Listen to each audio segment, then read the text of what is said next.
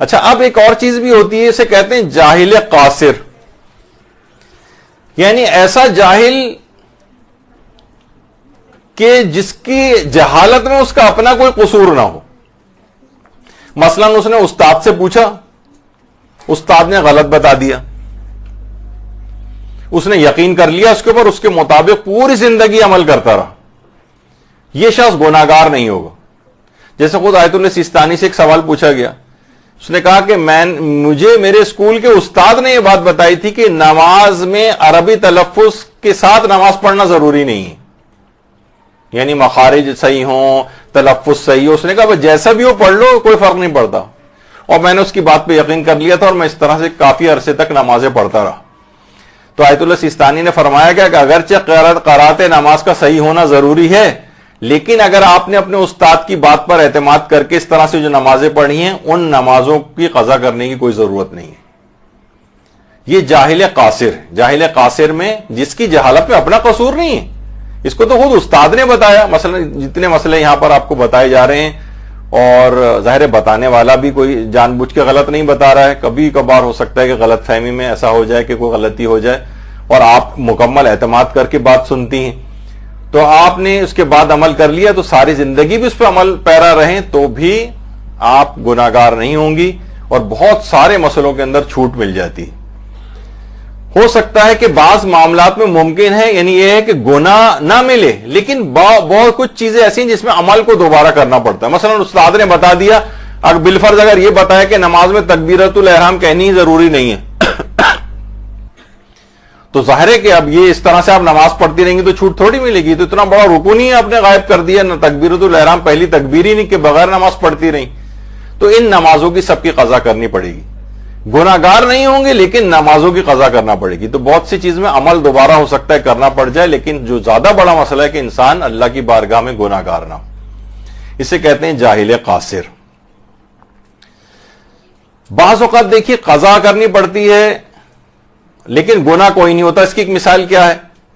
مثلا آپ نے دیکھا ہوگا 9-10 سال کی جو بچیاں ہوتی ہیں عام طور پر ان کے، یا بہت سی خواتین آپ بھی ایسی ہوں گی، وہ کہتی ہیں بھائی جب ہم 9-10 سال کے تھے، 11 سال کے تھے، 12 سال کے تھے، اس وقت کسی نے بتایا ہی نہیں تھا ہمیں کہ روزے رکھنے بھی واجب ہیں. والدین بھی دماغ میں ہوتا ہے کہ ابھی تو بہت چھوٹی ہے، کہاں رکھ سکے گی، وہ انہوں نے بچی کو بتایا ہی نہیں کہ روزہ رکھنا بھی واجب ہوتا ہے. اب اس بچی نے روزے نہیں رکھے، دیکھا جائے جان بوجھ کر نہیں رکھے، اب اس کے اوپر قضا بھی آتی ہے دیکھا جائے، اور کفارہ بھی آنا چاہیے اس کے اوپر. تو علماء یہ فرماتے ہیں جو اتنی چھوٹی بچی جو کہ جاہل، یعنی اس کو بتایا ہی کسی نے نہیں تھا، تو یہ جاہل قاصر میں شمار ہو جاتی ہے، اور اس کو گناہگار تو نہیں ہوگی لیکن اس کو تمام ان روزوں کی قضا ضرور کرنی پڑے گی. یعنی یہ نہیں ہے کہ وہ کہے کہ بھائی مجھے تو 3-4 سال تک پتہ ہی نہیں چلا، جب میں 15-16 سال کی ہو گئی تب مجھے اس کا علم ہوا. نہیں، ان روزوں گناہگار نہیں ہے، ان روزوں کی قضا کرنی ہے، البتہ کفارہ کوئی نہیں دینا ہے. یہ ایک فائدہ اس کو ہو گیا. مثلا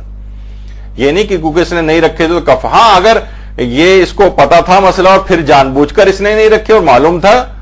کہ یہ روزہ رکھنا مجھ پر واجب ہے، پھر اس نے نہیں رکھے تو کفارہ بھی آ جائے گا. لیکن عام طور پر جو اتنی چھوٹی بچیاں ہوتی ہیں کہ ان کو کسی نے حکم روزہ بھی نہیں بتایا، یعنی ان کو یہ بھی نہیں پتا تھا کہ روزہ رکھنا واجب ہے، اور اس طرح سے ان کے روزے قضا ہوئے، تو اگرچہ گناہگار نہیں ہے لیکن ان کو ان روزوں کی قضا کرنی ہے. البتہ کفاروں کے روزے یا کفارے ادا کرنا وہ ضروری نہیں. اچھا، اب دوسرا ایک ہوتا ہے جسے کہتے ہیں جاہل مقصر، جس نے مسئلہ جاننے میں کوتاہی کی، یعنی اس نے جان بوجھ کر، یعنی اس نے لاپرواہی کا مظاہرہ کیا. جیسے علماء کہتے ہیں ظاہر ہے اب دیکھیے کسی کے پاس کیا عذر باقی،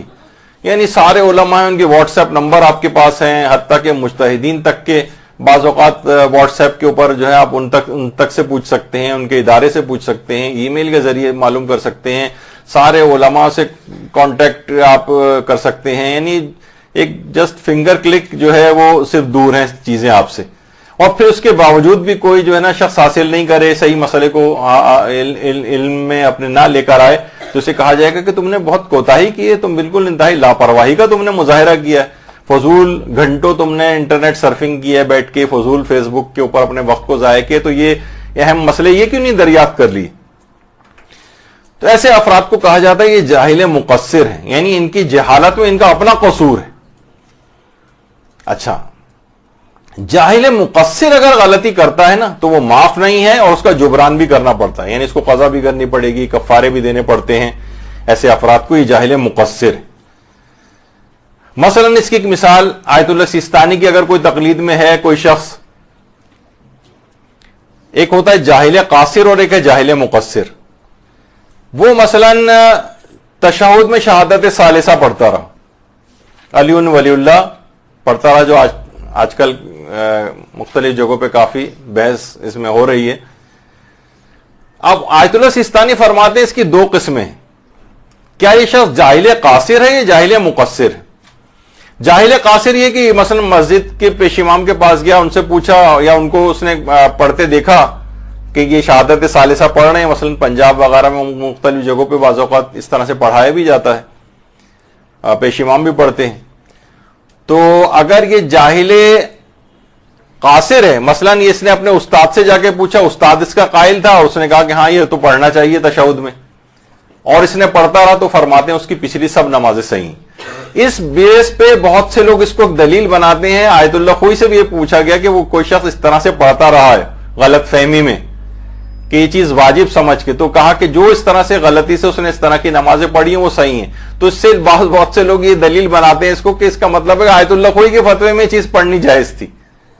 تو آیت اللہ سیستانی فرماتے ہیں اگر یہ پیچھے اس کے یہ ہے کہ یہ شخص جاہل قاصر ہے، اس کو پتہ ہی نہیں تھا اور غلط فہمی میں مثلا اس طرح سے پڑھتا رہا، کسی نے اس کو بتایا کہ اور یہ اس طرح سے پڑھتا رہا، تو جاہل قاصر اگر تشہد میں شہادت ثالثہ پڑھتا رہا ہے تو اس کی نمازیں صحیح ہیں، اور جاہل مقصر اگر یہ ہے یعنی اس نے خود سے ہی پڑھنا شروع کر دیا، یا اس نے کہا کہ میں خود ہی فیس بک کا بڑا میں اسکالر بن گیا ہوں آج کل اور خود ہی تحقیق کرنے لگا ہوں، جیسے آج کل بہت سارے نوجوانوں کو تحقیق کا ہیضہ ہوا ہے آج کل، یعنی اپنے تئیں وہ سوچ رہے ہوتے ہیں کہ ادھر ادھر سے ٹامک ٹوئی مار کے ادھر ادھر سے حدیث کوئی مل گئی، رجال کی کوئی کتاب کھنگال لی انہوں نے، اس پہ کوئی نتیجہ نکال لیا اور کہا کہ میرے نزدیک تو شہادت ثالثہ پڑھی جائے گی، فلاں فلاں دلیل ہے، اور وہ پڑھنا شروع کر دی، جاہل مقصر۔ اس کو فرماتے ہیں احتیاط واجب کی بنا پر ان تمام ساری زندگی کی نمازوں کی قضا کرنی پڑے گی جو اس نے شہادت ثالثہ کے ساتھ پڑھی۔ تو یہاں پر فرق ہو جاتا ہے جاہل قاصر میں اور جاہل مقصر میں۔ جاہل قاصر کو چھوٹ ملتی ہے، جاہل مقصر کو چھوٹ نہیں ہے، گناہگار بھی ہے، اور ساری احتیاط واجب کی بنا پر ان تمام نمازوں کی بھی اس کو قضا انجام دینا۔ کیا یہ نمازیں حرام بھی ہیں؟ باطل ہیں، نمازیں اس کی باطل ہیں، یعنی اور جان بوجھ کر اگر اس نے اضافہ کیا ہے تو گناہگار بھی ہو جائے گا۔ یعنی تم جاہل شخص تھے، تم کون سے مجتہد تھے جو تم اجتہاد کر کے اس نتیجے تک پہنچے ہو، تو تم ایک جاہل شخص کے لیے اجتہاد کرنا ہی حرام ہے کیونکہ اس میں ایک صلاحیت نہیں۔ اچھا، اب اس کے بعد ہاں ایک بات اور بیان کر دیجئے کہ بعض حالات کے اندر جاہل قاصر اور مقصر میں کوئی فرق بھی نہیں ہوتا اور حکم ایک ہی رہتا ہے۔ مثلا علماء نے اس کو لکھا ہے کہ مثلا اگر کوئی شخص نماز طواف نہ پڑھے، دیکھیے ابھی ہم نے یہ بیان کیا تھا کہ نماز طواف مقام ابراہیم کے پیچھے پڑھی جاتی ہے۔ خانہ کعبہ کا جو دروازہ آپ کو نظر آ رہا ہے، دروازے کے پیچھے وہ شوکیس نظر آ رہا ہے، اور شوکیس کے پیچھے کا آخر تک کا پورا جو صحن کا جو ایریا ہے، یہاں پر دائیں اور بائیں الاقرب فالاقرب یعنی قریب ترین کا خیال کر کے آپ کو نماز پڑھنا ہوتی کہ کہا جائے کہ آپ نے جو نماز طواف ہے مقام ابراہیم کے پیچھے پڑھی۔ اچھا، اب اگر کوئی شخص نماز طواف نہ پڑھے جاہل مسئلہ ہونے کی وجہ سے، اس کو یہ پتہ ہی نہیں تھا کہ مثلا نماز طواف بھی پڑھنا ہوتی، اس نے طواف کیا اس کے بعد صحیح کرنے کے لیے چلا گیا، تو علماء فرماتے ہیں اس میں پھر جاہل قاصر و مقصر کا کوئی فرق نہیں، یہ جب بھی اس کو یاد آئے یہ بھول جانے والا مسئلہ ہوگا، جب بھی اس کو یاد آئے یہ نماز طواف آ کر پڑھے۔ مثلا یہ صحیح کے لیے چلا گیا صفا و مروہ کی طرف، طواف کیا، اسے نماز طواف پڑھنی چاہیے تھی آ کے، لیکن یہ چلا گیا صحیح کرنے کے لیے، صحیح کے دوران اسے یاد آیا، تو جہاں پر بھی سے صحیح میں یاد آیا ہے وہیں صحیح کو چھوڑ دے، وہ جگہ کو مارک کر لے اور اس کے بعد آ کر نماز طواف پڑھے، اس کے بعد صحیح کو وہیں سے کنٹینیو کرے جہاں سے اس نے صحیح چھوڑی تھی۔ اچھا، پھر بعض اوقات یہ ہوتا ہے ضروری نہیں کہ صحیح میں یاد آئے، مثلا یہ رہتا ہے مثلا جدہ میں یا کسی بھی اور سعودی عرب میں کسی جگہ کے اوپر ابھی کچھ دن ہے، مثلا یہاں پر اپنے کسی رشتہ دار سے ملنے چلا گیا، تو جب بھی اسے یاد آئے اس کے لیے ضروری ہے کہ یہ مکے آئے اور آ کر نماز طواف مقام ابراہیم کے پیچھے پڑھے۔ اور اگر یہ مثلا اپنے ملک چلا گیا ہے تو جہاں پر بھی اس کو یاد آئے اپنے وطن میں پھر نماز طواف کو پڑھ لی. اس کو کہا جاتا ہے کہ جاہل قاصر اور مقصر میں پھر اس مسئلے کے اندر کوئی فرق نہیں. اچھا تو ایک مسئلہ یہ ہوا. اچھا پھر ایک چیز